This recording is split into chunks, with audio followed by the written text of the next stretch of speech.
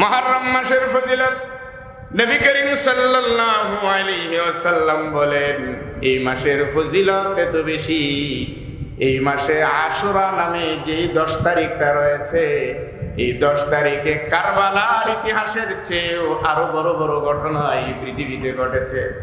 যেই কারণে আমার নবী এই দিনটাকে এতটা মূল্যায়ন করেছেন যে এই দিনে যদি কোনো আমার উম্মতেরা কোনো আমলে লেগে যায়, সে আমল এতদিন যে আমলে প্রথম আকাশ পাড়ি দিতে পারে নাই, মুহররমের 10 তারিখের আমলে শুধু প্রথম আকাশ না, আমার উম্মতের এই আমলে আল্লাহর আরশে আজিম পর্যন্ত ধাক্কা লেগে যায়।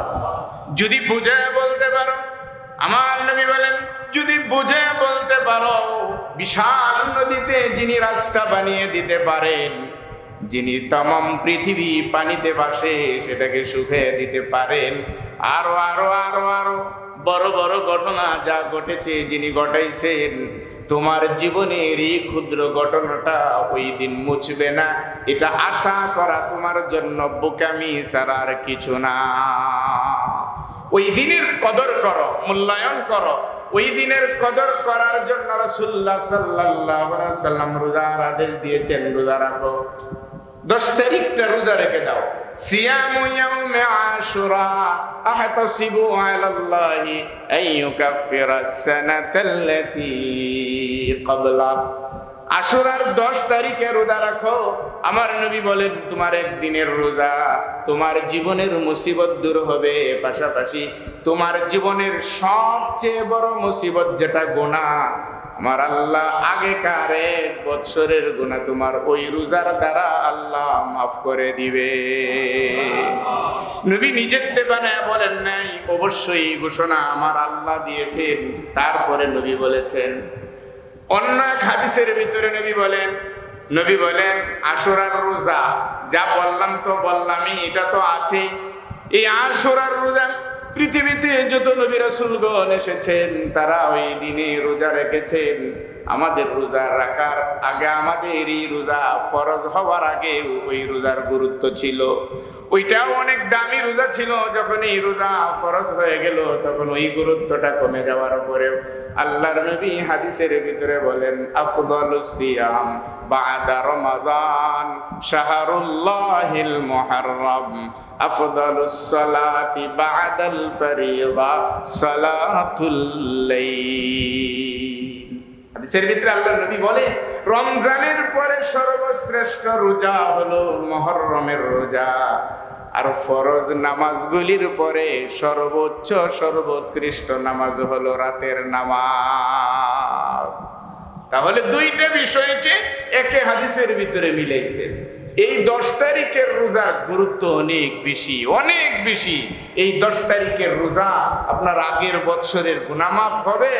এমনকি আপনার এই 10 তারিখটা যদি এইভাবে পালন হয়, চায়া আল্লাহ তাআলার কাছে জিকিরে নামাজে তেলাওয়াতে চাইতে, তাহলে ওই দিন যে আপনি পাইবেন না, কে বলেছে? অনেক কিছু পাওয়ার একটা দিন হলো এই মুহররমের 10 তারিখ, ইয়াউমে আশুরা। এই দিনটাকে বলা হয় আশুরার দিন। আশুরার দিন মানে 10, আশুরা মানে কত? আরবিতে আশুরা মানে 10। সেই 10 থেকে হলো আশুরা। এই আশুরার ইতিহাস অনেক। এই আশুরা ইচ্ছে করলে আপনি নিজেকে পরিষ্কার করতে পারেন। মুহররমের 10টা দিন গনে যদি পার করি যে কবে আসবে 10 তারিখ, 10 তারিখের অপেক্ষায় কেন? যে ওই দিনে আল্লাহ অনেক কিছু করেছেন। এবার আমার দিলের আশা, এবছর আল্লাহ তাআলা আমাকেও পরিষ্কার করবেন, আমাকেও পরিত্রাণ দিবেন। আপনি 9টা দিন যখন এই আশা গুনে 10 তারিখে রোজা অবস্থায় যখন আল্লাহর কাছে চাইবেন আর আল্লাহ দিবে না, এমনটা না। আল্লাহ দেওয়ার জন্য পাগল। আমরা সময় কিছু মানুষ ওই জারি গান গাই, কিছু মানুষ ওই যেটা বললাম রাস্তায় মিছিল লয়ে বের হইব, হাই হুসান হাই হাসান করতে কই নামাজ কই কি কিচ্ছু থাকবে না খেয়াল। মনে করেন ওইভাবে, আসলে ওইভাবে ওই আশুরার দিন পালন করার জন্য নয়। এই দিনটা হলো চাওয়ার, এই দিনটা হলো আমার আল্লাহ তাআলার কাছে পাওয়ার।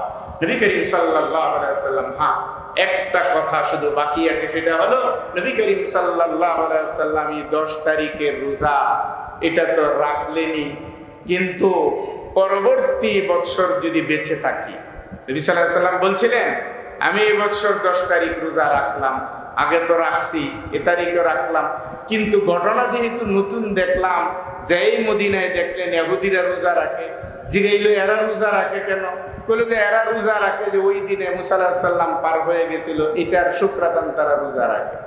তো আল্লাহর নবী বললেন যে ইহুদ তো ইহুদি, তারা যেহেতু রোজা রাখে, তারা মুসা আলাইহিস সালামের সাথে সম্পর্ক রাখে, কিন্তু এরা তো শরীয়ত মরিয়ত মানে না।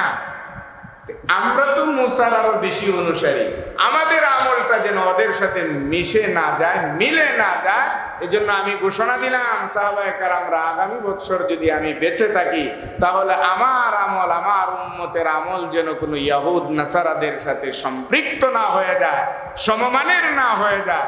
আগামী বছর থেকে 2টা রোজা রাখবো, হয়তো 9-10 অথবা 10-11, একটা অতিরিক্ত বাড়াবো যেন ওদের সাথে আমাদের সম্পর্ক না থাকে, কারণ ওদের সাথে সম্পর্ক থাকলে সর্বনাশ হবে, সর্বনাশ। এই জন্য নবী করিম সাল্লাল্লাহু আলাইহি ওয়াসাল্লাম বলছিলেন সামনে বেঁচে থাকলে আমি ওইটা করবো, কিন্তু আল্লাহর নবী সামনের বছর আর বেঁচে থাকেন নাই। এই উম্মতের উপর জিম্মাদারি যে এখন সেই আমলকে পরিণত করা, রাসূল করিম সাল্লাল্লাহু আলাইহি ওয়াসাল্লামের সেই আশাকে পুরা করা। এজন্য আমরা যারা এই বছরের আশুরার রোজা রাখবো, খুব সুন্দর 2টা দিন, আগামী শুক্রবার 10 তারিখ হলো ইয়াউমে আশুরা, আগামী শুক্রবার 10 তারিখ হলো ইয়াউমে আশুরা। আমরা যারা আশুরার রোজা রাখবো আগামী শুক্রবার, এখন যেহেতু একটা অতিরিক্ত রাখার কথা নবী করিম সাল্লাল্লাহু আলাইহি ওয়াসাল্লাম বলেছেন, সেই জন্য আমরা হয়তো বৃহস্পতি শুক্র রাখবো, অথবা আমরা শুক্র শনি 2 দিন রাখবো। হ্যাঁ, এই রোজা রাখাটা এটা এখন মুস্তাহাব, এটা মুস্তাহাব একটা আমল, নফল একটা আমল। কেউ রাখছে আর কেউ রাখছে না দেখে তারা তিরস্কার করা যাবে না, তিরস্কার করা যাবে না, দেশের আজকে আশুরার দিন রোজা রাখে নেই, তিরস্কার না, এটা হলো একটা মুস্তাহাব আমল, কিন্তু কম না, কম না। এই মুস্তাহাব আমলের ভিতরে এই হলো একটা। আরেকটা আল্লাহর রাসূল আরেকটা আমলের কথা বলছেন, সেটা কখন খাইবেন?